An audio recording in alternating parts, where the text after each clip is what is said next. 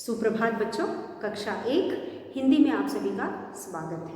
बच्चों, कल हम पढ़ रहे थे हमारे हिंदी पाठ्य पुस्तक खुलते पंख का पाठ 15।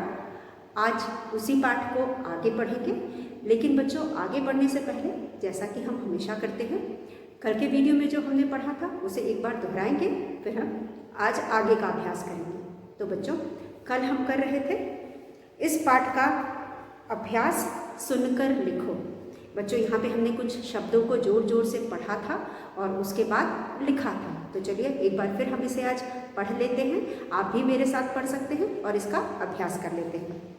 बच्चों, यहाँ पे कुछ शब्द हैं जैसा कि हम जानते हैं इस पाठ में हम अ की मात्रा पढ़ रहे थे। अ की मात्रा के शब्दों को जब हम पढ़ते हैं तो उसमें अ की ध्वनि सुनाई देती है। तो जिस शब्द पे अ की ध्वनि सुनाई देती है उस शब्द के साथ हम अ की मात्रा लगाते हैं। तो यहाँ पे भी जहाँ पे जब हम इन शब्दों को पढ़ेंगे बच्चों, तो जहाँ पे भी अ की ध्वनि सुनाई देगी हम अ की मात्रा लगाएंगे और इन शब्दों को लिखने और पढ़ने दोनों का अभ्यास करेंगे।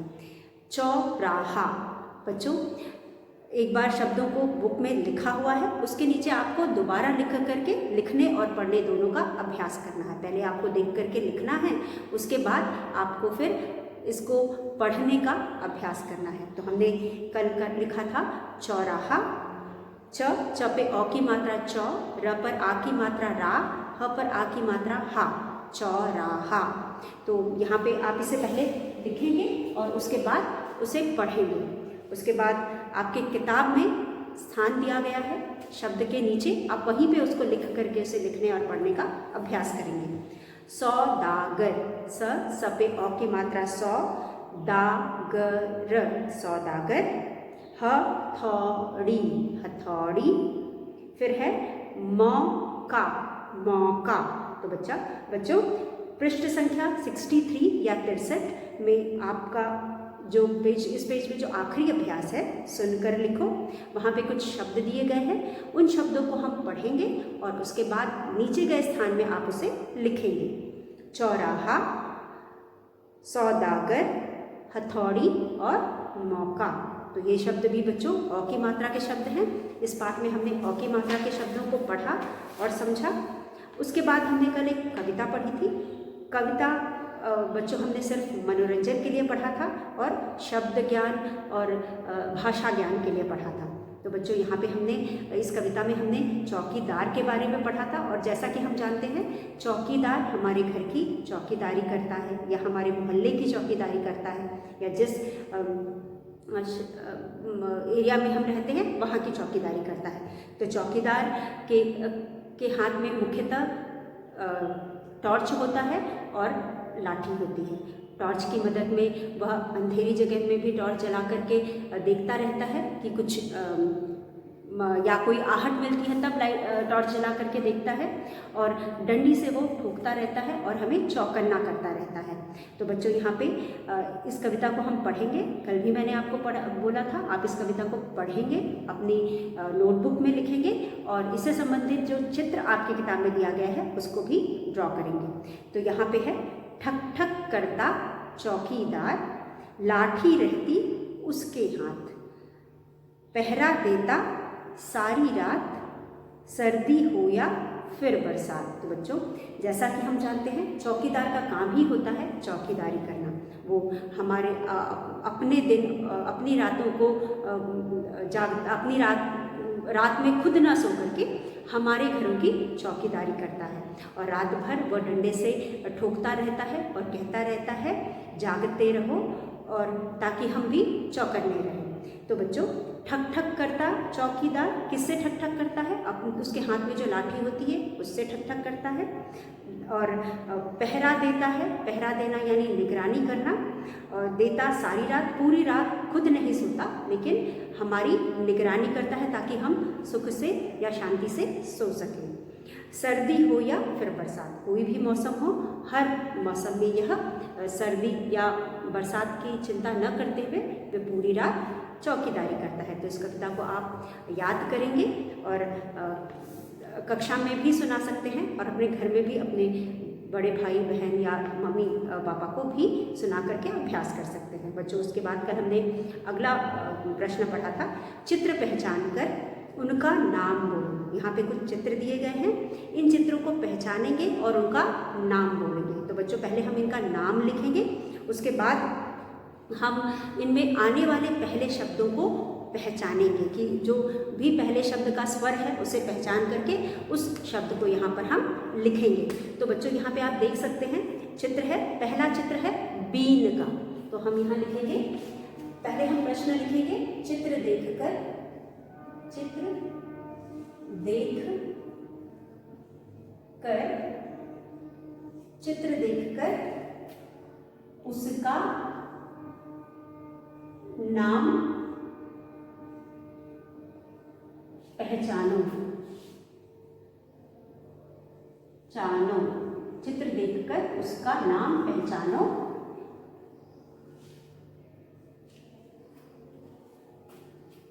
चित्र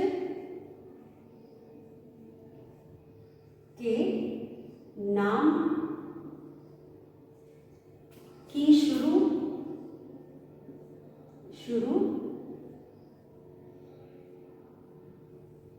की आवाज लिखो। जो भी ध्वनि हमें सुनाई दे रही है उस ध्वनि को हमें यहाँ पे लिखना है, लिखो।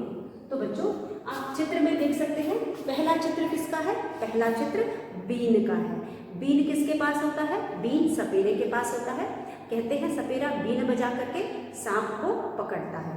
सांप जो होता है इस बीन की ध्वनि पे नाचता है। आपने अगर सपेरे को सांप का खेल देखा होगा तो सपेरा बीन बजाता है और जो सांप होता है वह बीन पर झूमता है। तो यहाँ पे बच्चों हम लिखेंगे बीन, ब पर बड़ी की मात्रा, बीन, बीन। अब बीन जब हम पढ़ रहे हैं तो यहाँ पे हमें पहला स्वर का जो पहले व्यंजन का जो ध्वनि आ रहा है वह है ब। तो हम यहाँ लिखेंगे ब, यहाँ हम लिखेंगे ब। हमें इस शब्द को जब हम पढ़ रहे हैं तो हमें ब की ध्वनि आ रही है, इसलिए हम यहाँ पे ब लिखेंगे। उसके बाद दूसरा चित्र है बिल्ली। दूसरा चित्र है बिल्ली।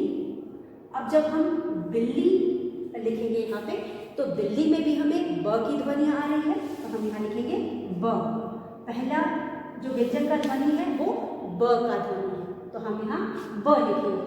उसके बाद है बकरी। तीसरा चित्र है ब, क, र पर बड़ी की मात्रा, री।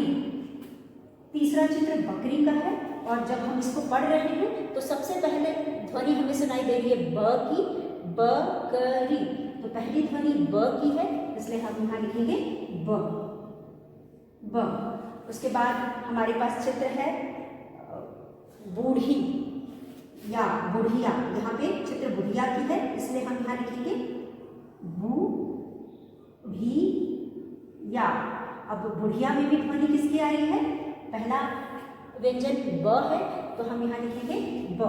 ध्वनि हमें ब की आ रही है, इसलिए हम यहाँ लिखेंगे ब। उसके बाद अगला चित्र है बैल। ब में बैल बोलने पर भी हमें किसकी ध्वनि आ रही है? बैल बोलने पर भी हमें ब की ध्वनि आ रही है। सबसे पहले ध्वनि हमें ब की आ रही है, इसलिए हम यहाँ लिखेंगे ब, ब। उसके बाद छठा चित्र है बच्चों बोतल। ब पर ओ की मात्रा, बो, त, ल। अब जब हम बोतल बोल रहे हैं तो यहाँ पे भी हमें सबसे पहला व्यंजन की जो ध्वनि आ रही है वो है ब, इसलिए हम यहाँ लिखेंगे ब। उसके बाद हमारे पास है सातवां चित्र है बच्चों। सातवां चित्र है बाघ। ब पे आ की मात्रा, बा, घ, बाघ। अब बाघ में भी हमें ध्वनि आ रही है सबसे पहले ब की, इसलिए हम इसे यहाँ पर भी ब लिखेंगे। फिर 8 है, 8 में हमारे पास चित्र है बूढ़ा। ब, बूढ़ा, बूढ़ा।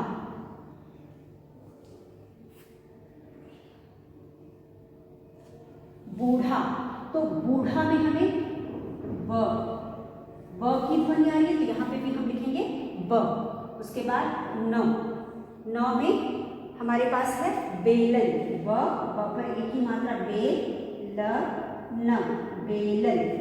बेलन में एक ही ध्वनि आ रही है और ब के साथ आ रही है, तो हम यहाँ पर भी ब लिखेंगे। सबसे पहली ध्वनि ब की आ रही है, इसलिए हम यहाँ पे ब लिखेंगे। उसके बाद 10वां चित्र है हमारे पास बौना, ब पे अ की मात्रा, ब ना, बौना। बौना में भी ब की ध्वनि आ रही है, इसलिए हम ब लिखेंगे। तो बच्चों हमारा प्रश्न था, चित्र देखकर उसका नाम पहचानो। यहाँ पे हमें पहले तो चित्र देखना है, जो आपके पुस्तक में चित्र दिए गए हैं उन्हें आप देखेंगे और उनके नाम को पहचानेंगे। नाम को पहचानने के बाद चित्र के नाम की शुरू की आवाज़ लिखो। जो हमारे चित्र के नाम का शुरू का आवाज़ है, जो ध्वनि है, उसे हम यहाँ लिखेंगे। तो जब हमने यहाँ बी ने लिखा तो ध्वनि हमें ब की आ रही है, इसलिए हमने ब लिखा। बिल्ली, बिल्ली में हमें ध्वनि ब की आ रही है, इसलिए हमने यहाँ पे ब लिखा। बकरी, बकरी में भी हमें यहाँ पे सबसे पहली ध्वनि जो आ रही है वो ब की है, इसलिए हमने ब लिखा। इन सब में सबसे पहला जो ध्वनि आ रहा है वो ब का है, इसलिए हमने यहाँ पे ब लिखा। उसके बाद बुढ़िया, बुढ़िया में भी हमारे पास ब की ध्वनि आ रही है, इसलिए हमने यहाँ पे ब लिखा। ब, फिर बैग, बैग में भी हमें ब की ध्वनि आ रही है, इसलिए हम यहाँ पे बैग।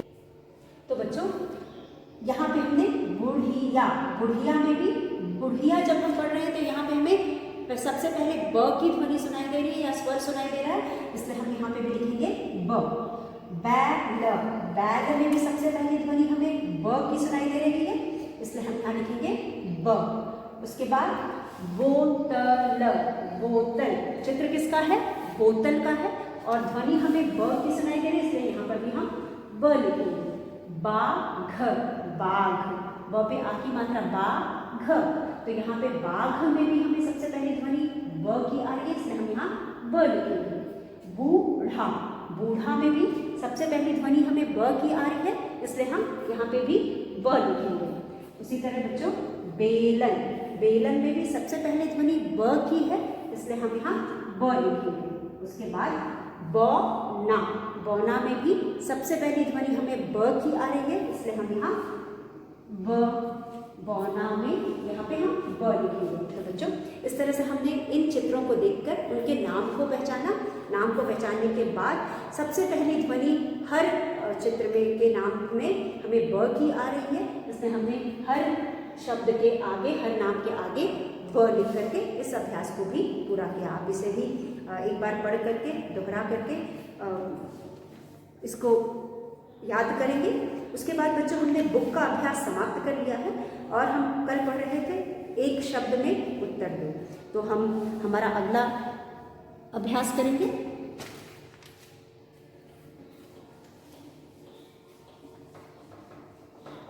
अब हम इस पाठ से संबंधित कुछ प्रश्न उत्तर करेंगे, जिसके उत्तर हमें एक शब्द में देना है।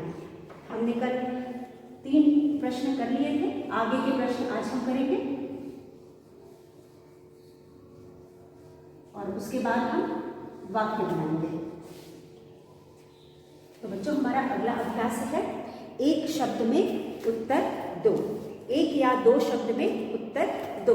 तो यहाँ पे बच्चों हमें कुछ प्रश्न दिए गए हैं, इनके उत्तर हमें एक या दो शब्द में देने हैं। तो हमारा प्रश्न है एक या दो शब्द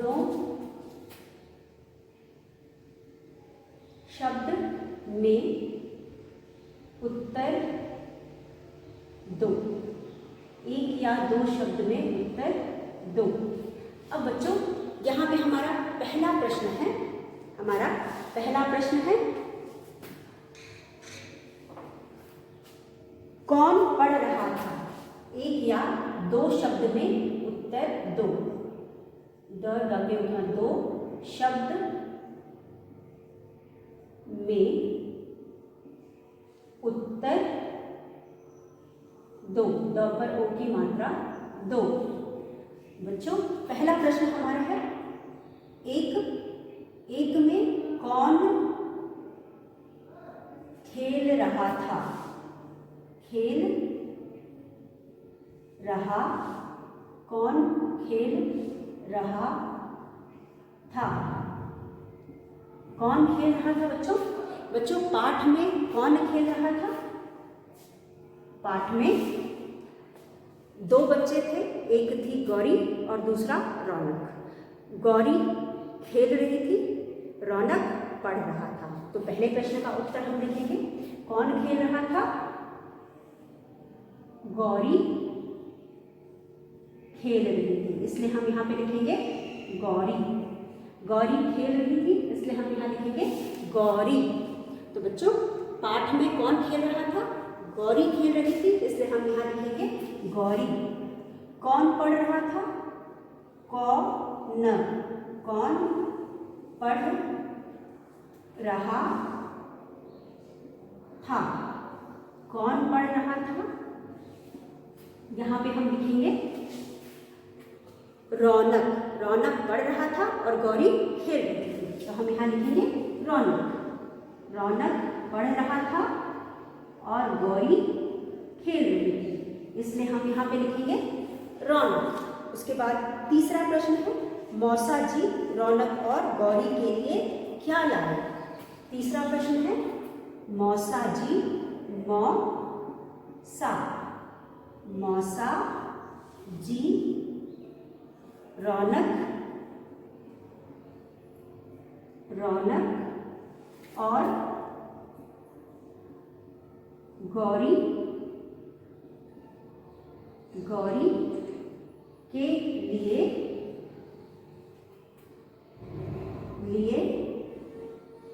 क्या लाए? क्या लाए? तो बच्चों हमने पाठ पढ़ा और हमें पता है हम क्या लाए। क्या बताएंगे क्या लाए? बिल्कुल सही, मौसा जी रौनक और गौरी के लिए खिलौने लाए। खिलौने, खिलौने, मौसा जी रौनक और गौरी के लिए खिलौने लाए।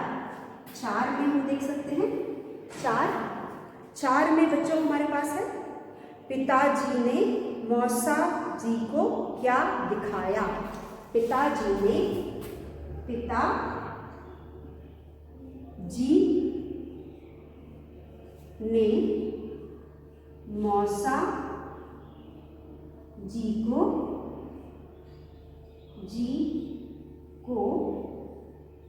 क्या दिखाया?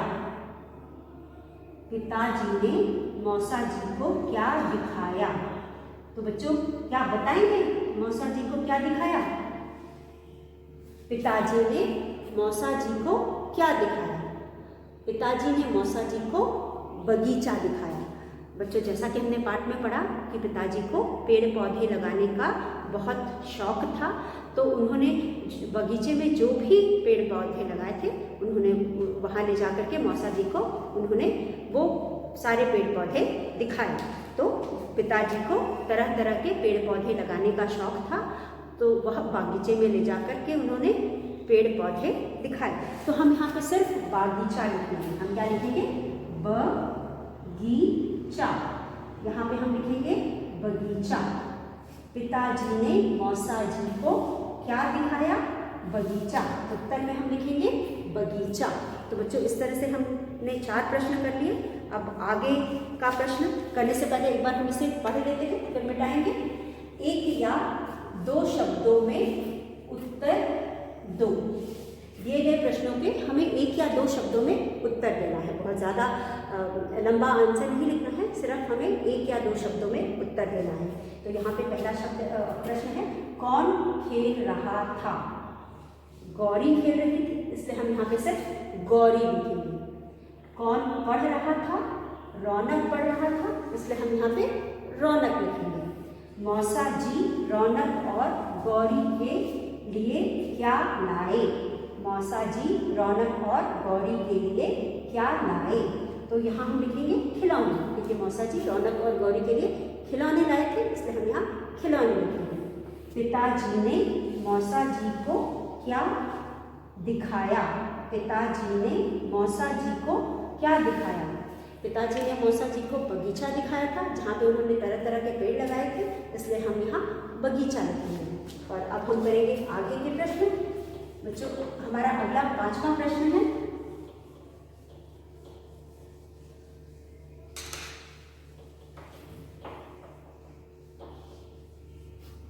हमारा 5वां प्रश्न है, माता जी ने नौकर को कितने रुपए दिए? प्रश्न है 5। माता जी ने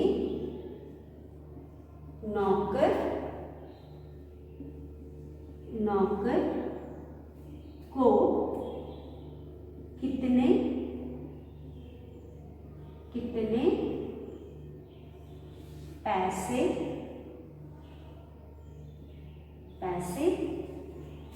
दिए? माता जी ने नौकर को कितने पैसे दिए? माता जी ने नौकर को कितने पैसे दिए? तो बच्चों, माता जी ने नौकर को कितने पैसे दिए थे और किस लिए दिए थे? माता जी ने नौकर को 100 रुपए दिए थे और चौराहे वाली दुकान से कचौड़ी लाने को बोला था, तो हम यहाँ लिखेंगे 100 रुपए। कितने दिए? 100। तो हमारा उत्तर है 100। माता जी ने नौकर को कितने पैसे दिए? तो हम यहाँ लिखेंगे, सॉरी पैसे नहीं, रुपए। कितने रुपए दिए? 100 रुपए दिए। तो उत्तर है 100। माता जी ने नौकर से क्या मंगवाया? अगला प्रश्न है, माता जी ने नौकर से क्या मंगवाया?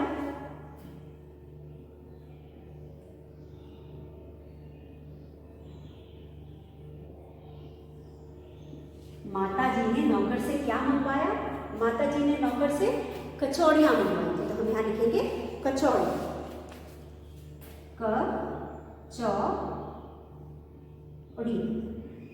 कचौड़ी। माता जी ने नौकर से कचौड़ियां लिख देते हैं, कचौड़ियां मंगवाई, कचौड़ियां मंगवाई, तो हम यहाँ कचौड़ी लिखेंगे। ठीक है। उसके बाद माता जी ने किस चीज का पकौड़ा बनाया? माता जी ने किस चीज के पकौड़े बनाए? माता जी ने किस चीज के पकौड़े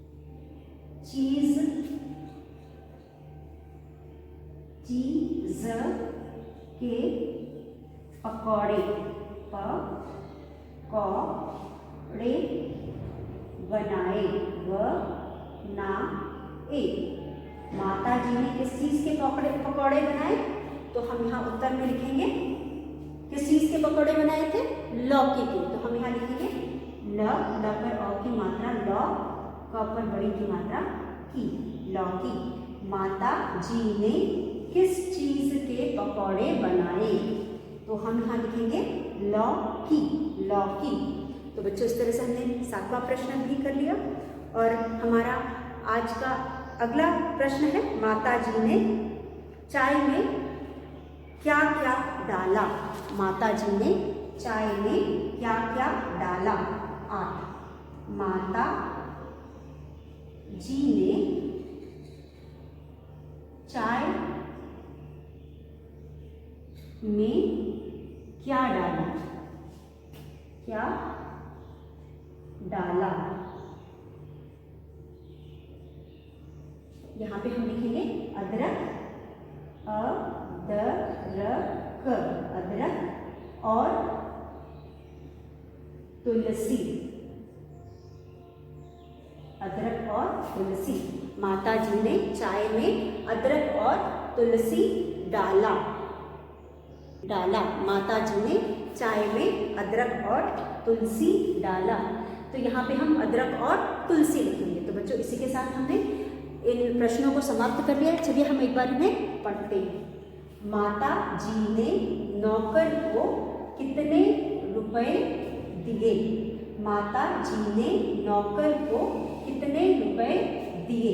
तो हम यहाँ लिखेंगे 100 रुपये, क्योंकि उत्तर है 100 रुपये। माता जी ने नौकर को 100 रुपये दिए थे, इसलिए हम यहाँ 100 रुपये लिखेंगे। माता जी ने नौकर से क्या मंगवाया? कचौड़ियाँ। माता जी ने नौकर से कचौड़ियाँ मंगवाई थी, तो हम यहाँ लिखेंगे कचौड़ियाँ। माता जी ने किस चीज़ के पकौड़े बनाए? माता जी ने लौकी के पकौड़े बनाए थे, इसलिए हम यहाँ उत्तर में सिर्फ लौकी लिखेंगे। माता जी ने चाय में क्या डाला? माता जी ने चाय में क्या डाला? माता जी ने चाय में अदरक और तुलसी डाला था, इसलिए हम यहाँ लिखेंगे अदरक और तुलसी। तो बच्चों इसी के साथ हमने प्रश्न उत्तर समाप्त कर लिए हैं। अब हमारा अगला अभ्यास है वाक्य बनाना। अब हम इस पाठ से संबंधित कुछ शब्दों को लेकर के वाक्य बनाएंगे। जैसा कि हम हर पाठ के अंत में वाक्य बनाते हैं, पाठ से कुछ शब्दों को चुन करके उनका वाक्य बनाते हैं। तो हम यहाँ पे भी आज कुछ शब्द इस पाठ से चुनेंगे और उनके वाक्य बनाएंगे। तो चलिए हम इनके वाक्य बनाते हैं। तो वाक्य बनाओ में बच्चों एक शब्द का हम ऐसा वाक्य बनाते हैं जिसमें वह शब्द होना ज़रूरी होता है। तो जैसे कि यहाँ पे हम मौसम का वाक्य बनाएंगे। अगर हम मौसम का वाक्य बनाते हैं, प्रश्न है हमारा वाक्य बनाओ। वाक्य बनाओ। अगर हम मौसम का पहला शब्द हमारा है मौसम, मौसम। तो बच्चों आज हम यहाँ पे मौसम का वाक्य बनाएंगे। आज का मौसम बहुत अच्छा है, या सुहावना भी हम बोल सकते हैं, या आज मौसम बहुत गर्म है। आज हम मौसम से संबंधित कोई भी वाक्य बना सकते हैं, लेकिन इसमें मौसम आना चाहिए। और मौसम जब हम वाक्य बनाएंगे तो उस शब्द को हम अंडरलाइन करेंगे, उस शब्द को हम अंडरलाइन करेंगे। तो यहाँ पे हम बनाएंगे आज मौसम सुहावना, मतलब अच्छा होता है। तो आप सुहावना की जगह अच्छा भी लिख सकते हैं और सुहावना भी लिख सकते हैं। आज मौसम बहुत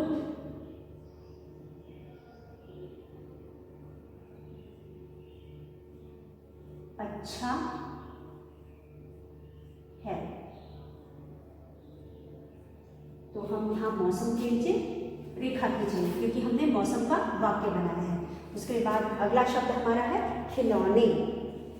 खिलौने।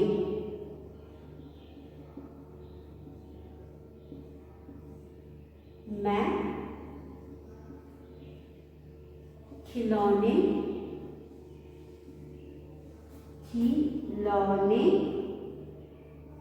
से खेलता हूँ। मैं खिलौने से खेलता हूँ। इसके अलावा मेरे पास बहुत से खिलौने हैं और मेरे जन्मदिन पर बहुत से खिलौने मिले।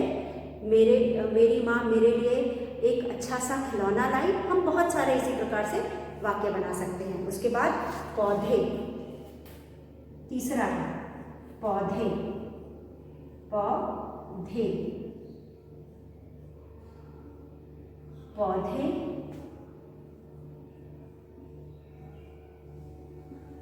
पौधे बगीचे में बहुत से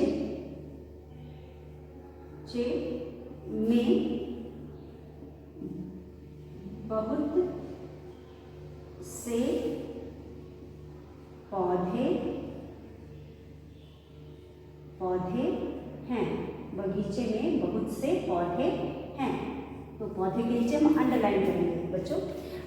बगीचे में तरह तरह के पौधे होते हैं और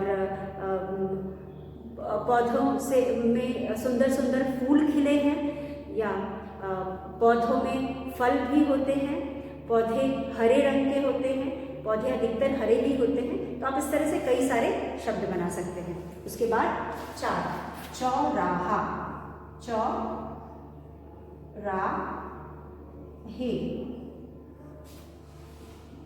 चौराहे पर बहुत सी दुकान है।